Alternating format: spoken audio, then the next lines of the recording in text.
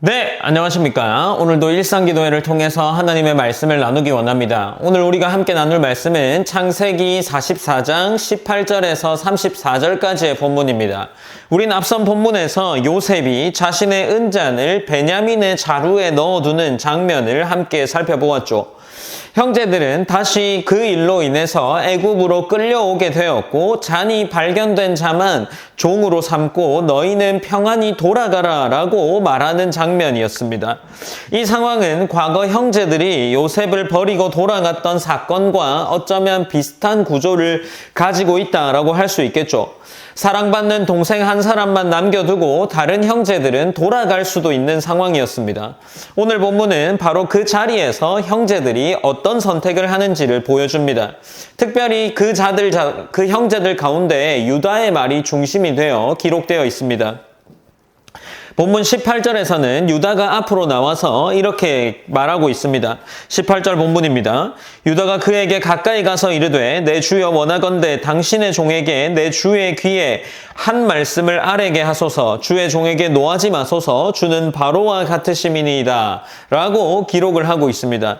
그는 매우 조심스럽고 낮아진 태도로 요셉에게 말을 하고자 하죠. 이전에 형제들 사이에서 상황을 계산하던 움직임이 있었다면 이제는 책임을 짊어진 사람처럼 그 상황을 해결하고자 지금 유다가 앞서 이야기를 시작합니다.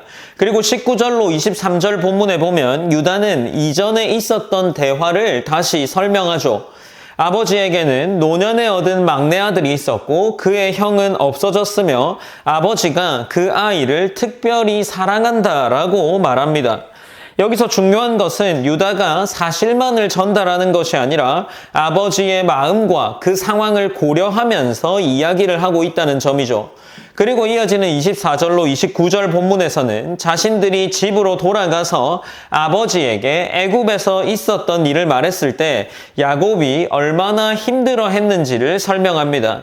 특별히 그 아이의 형은 없어지고 그만 남았다라는 이 표현 속에서 오랜 시간 야곱의 마음 안에 있었던 상처가 드러나고 있죠. 유다는 이제 자신의 입장이 아니라 아버지의 슬픔과 고통을 대변해서 그 입장으로서 상황을 설명하고 있습니다.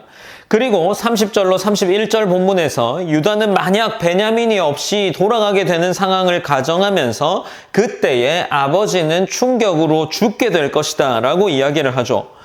여기서 변화가 보입니다. 형제들은 한 사람을 희생시키고 자신들은 돌아가는 선택을 했었던 그 과거와는 다르게 이제는 그렇게 할 수 없었던 거죠. 형제들의 관계와 마음이 요셉을 종으로 팔 때와는 다른 방향으로 움직이고 있습니다. 그리고 32절로 34절 본문에서는 본문의 핵심이 기록되는데 유다는 자신이 베냐민에 대해 책임지고 아버지에게 약속했다고 말하면서 차라리 자신이 종이 되고 이 베냐민을 돌려보내달라고 요청을 합니다. 여기서 중요한 것은 이제 유다가 더 이상 자신만 살아남는 방향으로 사건을 해결하지 않는다는 거죠. 과거 형제들은 동생 한 사람을 희생시키는 것으로 선택했지만 이제 유다는 동생을 보내고 자신이 희생하겠다라는 선택을 하는 거죠. 하나님은 아마도 기록되어 있지는 않지만 형제들의 삶을 조금씩 변화시키고 그 삶을 다루면서 다른 사람을 책임지는 자리로 이끌지 않았을까 합니다. 이 장면은 감정적인 호소, 그것 이상의 의미를 가진다라고 할 수 있습니다. 하나님은 형제들을 단번에 변화시키지는 않으셨습니다. 기근과 두려움, 반복되는 상황 속에서 그들의 마음을 드러내시고 이전과는 다른 선택을 하게 하시죠. 진짜 변화는 무엇입니까? 마음이 미안해지는 정도가 아니라 상황 속에서 이전의 다른 태도를 보이는 것이 그들의 모습 속에 드러난다는 거죠. 특별히 유다의 모습은 꽤 중요하다고 할 수 있습니다. 그는 이제 더 이상 자신들의 유익만 생각하는 사람이 아니라 아버지와 그의 형제들을 생각하면서 책임을 감당하려는 사람으로 서 있기 때문이죠. 하나님은 사람의 실패와 연약함 속에서도 그 삶을 다루시고 변화시켜 가십니다. 창세기 44장 18로 34절 말씀에 보면 하나님께서 이 사람들의 마음이 어떻게 변화되었는지를 보여주는 본문이라 할 수 있습니다. 하나님은 이제 환경을 바꾸셨고 그들을 훈련시킨다라고 말할 수 있는 부분에서 그 태도를 통해서 관계를 바라보는 사람과 관계를 바라보는 태도를 어떻게 변화되었는지를 보여주고 있습니다. 그리고 그 변화는 어떻습니까? 결국에 이 형제들이 사람을 품고 책임지는 삶으로 드러나고 있다라는 거죠. 우리도 함께 오늘 말씀을 기억하면서 기도했으면 좋겠습니다.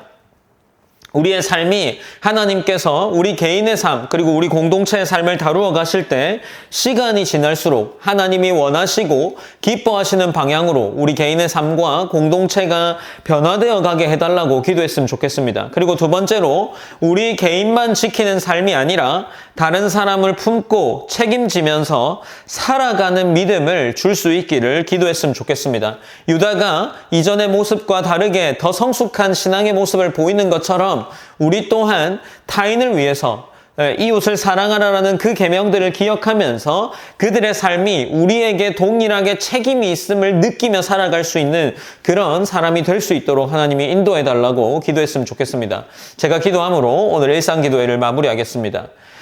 사랑의 하나님 감사합니다. 하나님 오늘 본문은 이 창세기의 본문은 유다라는 이 요셉의 형제가 어떻게 모습이 변화되어졌는지 어떻게 상황들을 해석하고 있는지가 드러나는 본문이라 할 수 있습니다. 하나님 요셉이 이전에 팔려왔었을 때와는 다르게 전혀 다르게 유다의 이 삶의 태도는 전혀 다른 방향으로 변화되어 있었습니다. 하나님 이처럼 우리의 삶 가운데 하나님이 원하시는 방향으로 우리의 삶이 기뻐 변화될 수 있도록 하시고 그 변화되는 상황 속에서도 우리의 선택과 또 우리의 생각이 그것들을 힘들고 그것들을 수고롭게 생각하기보다 하나님이 기뻐하시기에 하나님이 주신 은혜가 너무나 크기에 우리의 삶이 변화되는 것을 우리 또한 기뻐함으로 받아들일 수 있도록 하나님 인도하여 주시옵소서. 하나님 그리하여서 우리의 삶이 변화되었을 때 단순히 우리가 이기적인 마음 나 자신만을 생각하고 살아가는 것이 아니라 주변의 이웃과 공동체 그리고 우리의 가정에 있는 또 다른 가족들을 위해서 얼마든지 기쁜 마음으로 하나님의 사랑을 베풀며 살아갈 수 있는 그러한 성도가 될 수 있도록 인도하여 주시옵소서. 모든 영광 하나님께 올려드리며 살아계신 예수님의 이름으로 기도드립니다. 아멘.